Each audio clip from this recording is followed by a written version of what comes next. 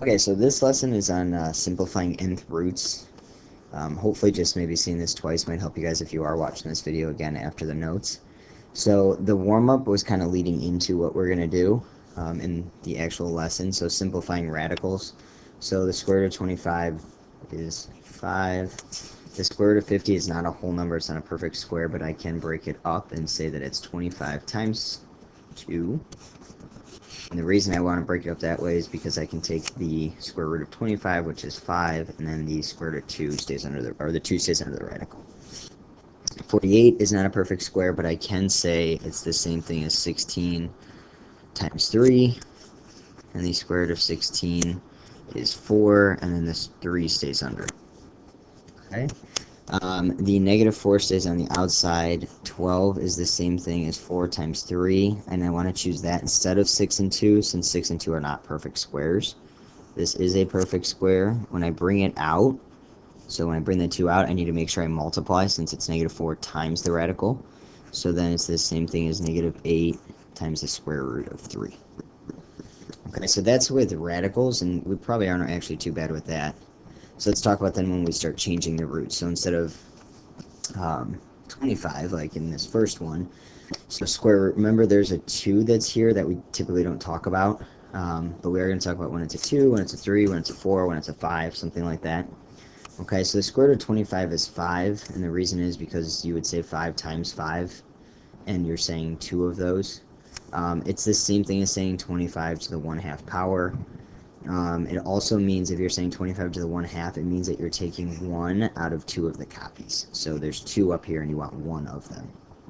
The cube root of 8 is the same thing as 2 times 2 times 2. And taking the third root of it is the same thing as saying 8 to the 1/3 power, which means you want 1 out of those 3. So there's 3 2's and you want 1 of them. So the cube root of 8 is 2. The fourth root of 81 means that it's the same thing. So notice it's 4 times 3, 3, 3, 3. And the fourth root means that you want 1 out of 4 copies. So there's 4 3's, but you want 1 of them. The fifth root of 32 means that you have 5 of something multiplying together to get 32, in this case, all 2's. So the fifth root is the same thing as saying 32 to the 1/5, which means you want 1 out of those 5 copies. So the fifth root would be 2. Okay? So let's see if we can kind of apply that here.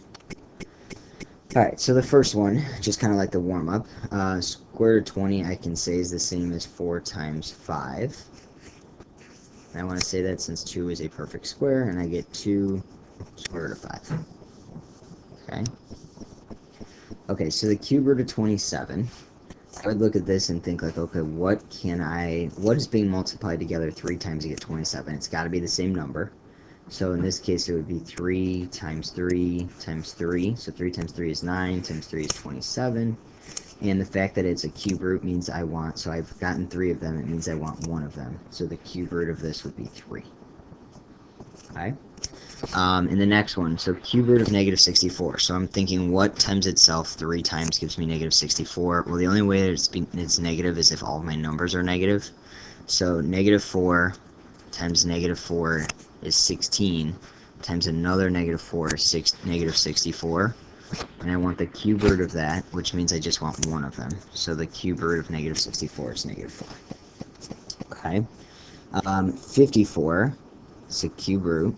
So I'm thinking of what number times itself 3 times is 54. There actually is no number, not a whole number at least. But what I can do is I can break this up and say that this is 9 times 6, and the cube root of this, so same number. But the reason I can do that is because 9 is the same as 3 times 3, and 6 is the same as 3 times 2. And then when I break it up that way, I can see that here's the 3 things that I wanted. So I want 1 of those, so I would have a 3, and then the 2 would stay on the inside, and it would be the cube root of that. So 3 cube root of 2. So kind of like the same idea as this part A over here. Since you don't have a perfect square, but you can come up with factors where 1 is a perfect square. Okay? The cube root of negative 125, so three things that multiply together to give me a negative have to be a negative. In this case, it's negative 5 times negative 5 times negative 5. I have three things that are the same, and I want one of them, so my answer would be negative 5. Okay. The fourth root of 243, so that would be like saying 2 times 2 times 2 times 2. Well, that's not going to get me to 243. I could do the same thing with 3 and then 4 and then 5, but I'm not going to get 243. But I can break this up into 3 times 81. And if I break it up into 3 times 81, then this would be 3 times 3. So 81 is the same as 3 times 3 times 3 times 3. So 3 times 3 is 9, times 3 is 27, times 3 is 81. So the last four for the 81. And then what I realize is that I only need, so right there is what I needed for the fourth root, and I need one out of those four copies. So I have a 1, or 3 on the outside, and then I have a fourth root, and then the other 3 that's one over here stays inside. So it's the same as 3 fourth root of 3. Okay. The fourth root of negative 16. So I'm multiplying four things together to get a negative. So negative 2 times negative 2 times negative 2 times negative 2. 2 times 2 is 4, times 2 is 8, times 2 is 16. The problem is if I make all these negatives, then I get a positive 16. Well, if I make all of these positives, then I get a positive 16. Which means that this actually has no solution. There is no real number that will give this answer. And I cannot say that I want to make it positive, positive, positive, and then switch this to negative, because then now I don't have four of the same thing where I could take one out. So they have to be four identical. So this does not work. Okay, let's try another one. The fourth root of 48. So there's nothing times itself 4 times it's going to give you 48, which means then you want to think about factors of 48. So if I said 6 times 8, and the fourth root of that, well, 6 is the same as 3 times 2, and 8 is the same as 2 times 2 times 2, and now you can see that I've created 4 of the exact same thing, and I want one of those. So I will have a 2 on the outside, fourth root, and then I was left with the 3 right there. So 2 times the third root of 3. Okay, let's try some more. Alright, so 8 raised to the 2/3 power. So this is saying, I'm looking at this 3 right here, so I'm looking at the fact that I want 3 things multiplying together to give me an 8. Well, that's 2 times 2 times 2. And the fact that that's a 2 means I want 2 out of those copies. So it means I want these 2. Well, 2 times 2 is 4. Okay? I could also say that that's the same thing as the third root of 8 squared. And I could change 8 squared to 64, and then say that I want the third root of 64. And then the third root of 64 is 4 times 4 times 4. Now, since I got 3 of those 4s, I want one of them, which is your 4. So either way, I get the answer 4. Okay. Negative 32 to the 3/5. So I want something that I'm multiplying together 5 times to give me negative 32. Well, since it's an odd power, I can multiply negative. So I would say negative 2, negative 2, negative 2, negative 2, and negative 2. And you'll become quicker at finding these numbers. Now, I want all of this raised to the 3/5 power. So it's not 1/5 where I want one of them, it's 3/5 where I want 3 of them, which then means I need to multiply those together. So 2 times 2 is 4, times 2 is 8, so negative 8. Okay. Alright, 64 to the negative 1/4 power. Well, remember, negative exponent means that I will actually want to take the reciprocal and make it positive. So this would be 1 over 16 to the positive 1/4.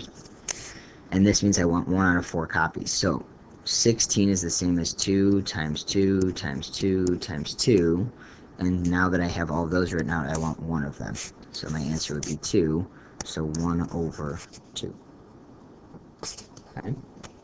Alright, in the next one, I have a negative exponent again, so I want to take the reciprocal of that, so that's 1 over negative 64 raised to the positive 1/3 power. Okay, so I have 1 out of 3 copies, so I need to come up with something times itself 3 times that's negative 64. So that would be 1 over negative 4 times negative 4 times negative 4. And because it's to the 1/3 power, I want 1 out of those copies, so this would be negative 1/4 as my answer. Alright, so flip it over. Okay. So rewrite using rational exponents. You actually did this last year. So rational exponents, rational again means fraction. So that means you want to write this as a fraction. Well, remember that this is just x to the first power, and this 4 comes underneath that 1.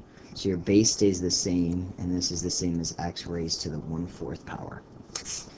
Okay, same thing here. Your x stays the same. It's raised to the 3rd, and then your y comes underneath it.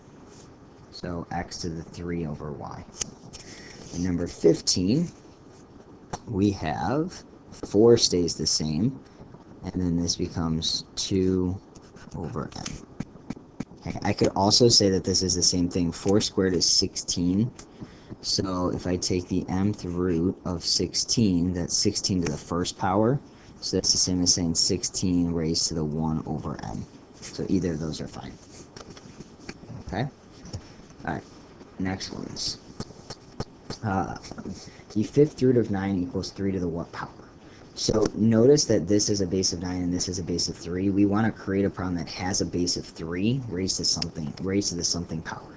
So I can rewrite this and say the 5th root, 9 is the same thing as 3 squared, and notice now my bases are the same. And then I can rewrite that and say, well, this is 3 raised to the 2/5 power, and then that's my answer, or this right here is specifically what we were looking for. So that's 3 to the 2/5 power.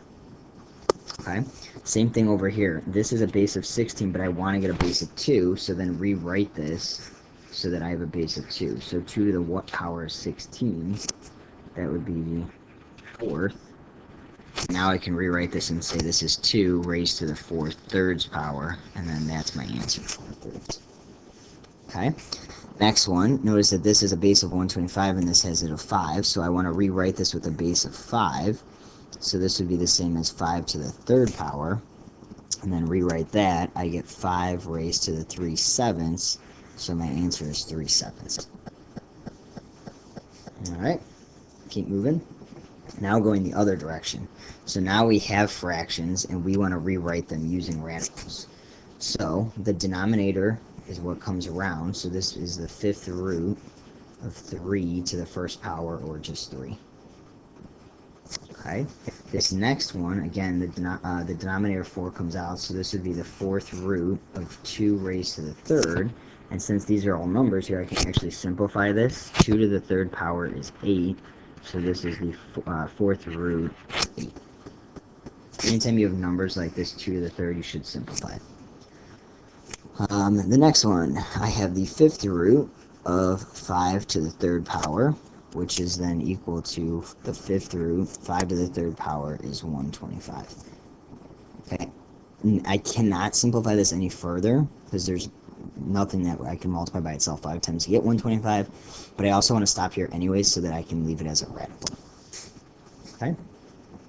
Alright, simplify each expression and write using radicals. Alright, so this first one, notice that this one is the 4th root of 15 and the 4th root of 3. Those are identical roots, which actually then allows me to multiply the numbers underneath them and not change the answer. So that means that this is the same as the 4th root, and since this is multiplication, 15 times 3 is 45.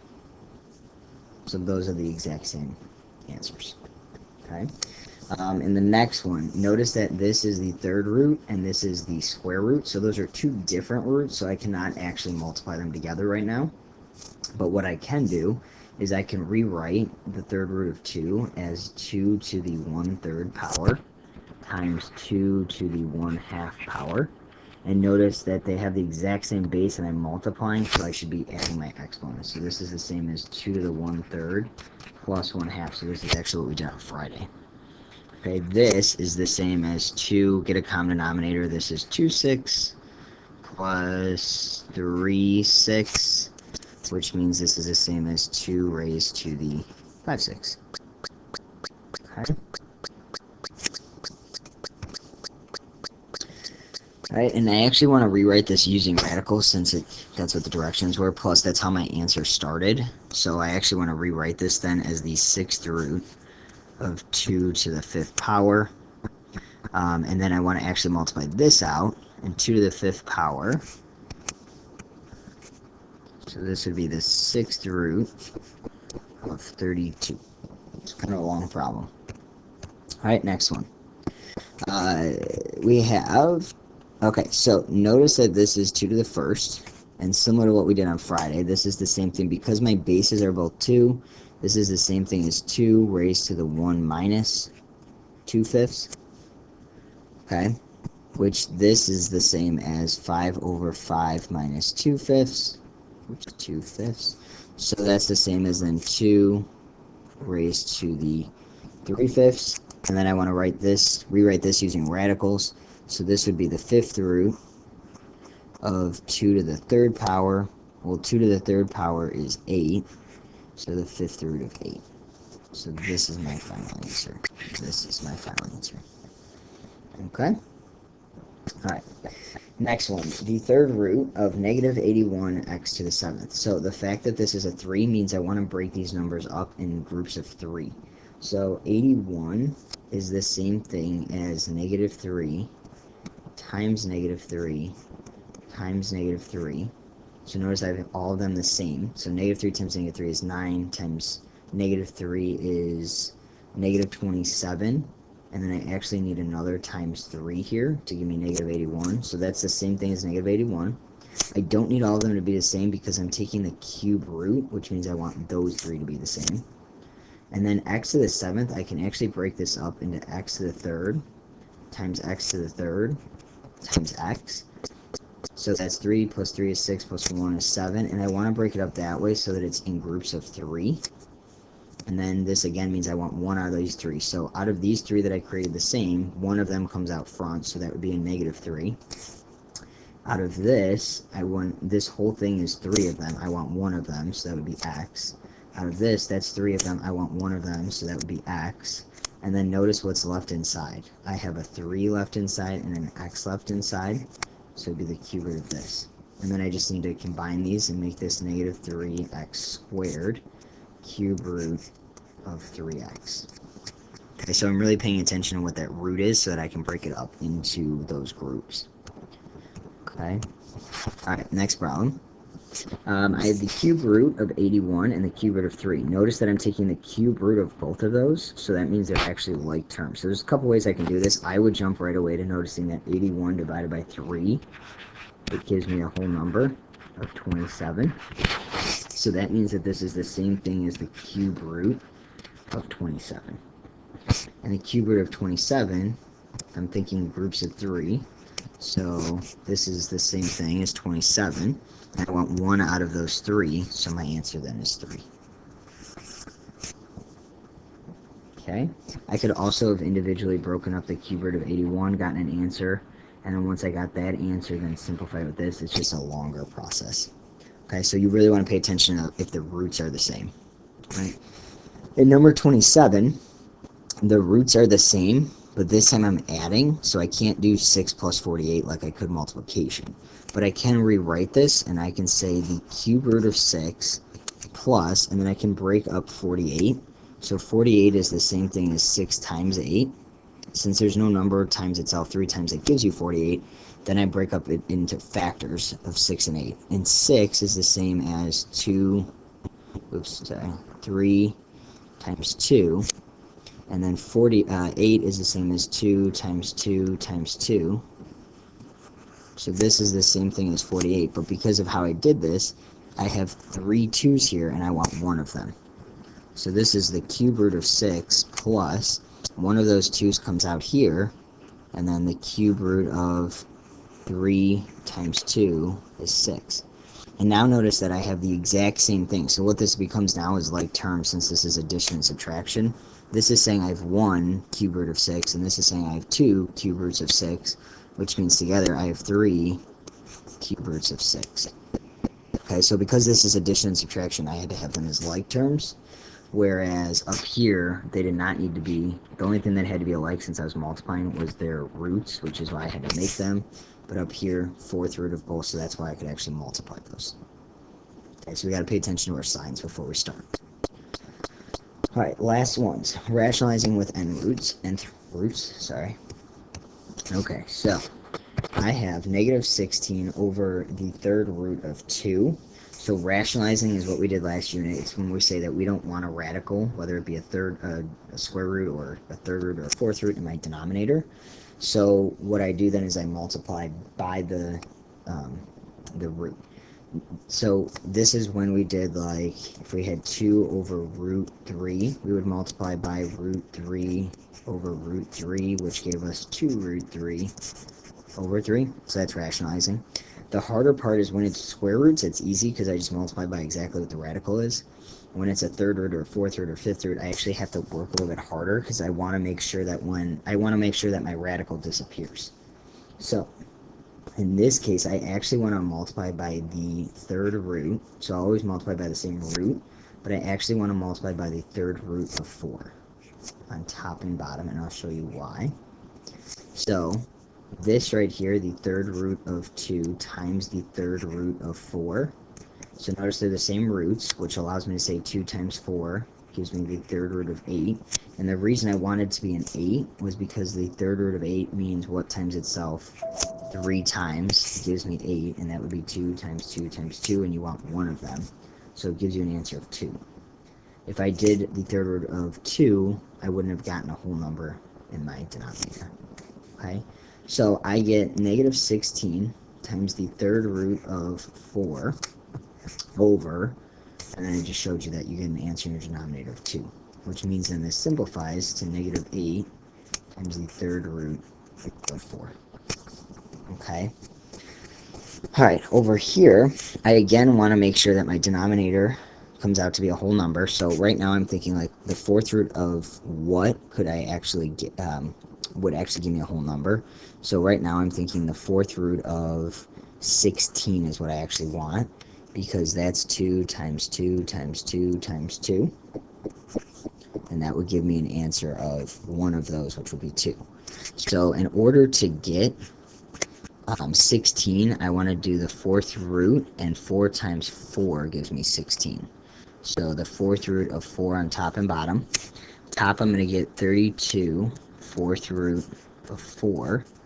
In the denominator, I'm going to get the 4th root. 4 times 4 is 16, and that's what I wanted, because the 4th root of 16 is a 2, and then this stays 32 4th root of 4. And then I can simplify that a little bit further and get 16 times the 4th root, of 4. And then that would be my final answer. So here's the biggest thing. I want to make sure that I got to the point that I had a 4th root or something that I could give me a whole number and the radical would disappear. Same thing over here. I knew that I wanted to get the 3rd root of 8, because that was this right here, which I knew would give me a 2. Okay, so watch this video again if you need to. It might help you to maybe pick out sections and then watch it while you're doing your homework. Otherwise, good luck. Come in if you have any questions in the morning. All right, thanks for watching this.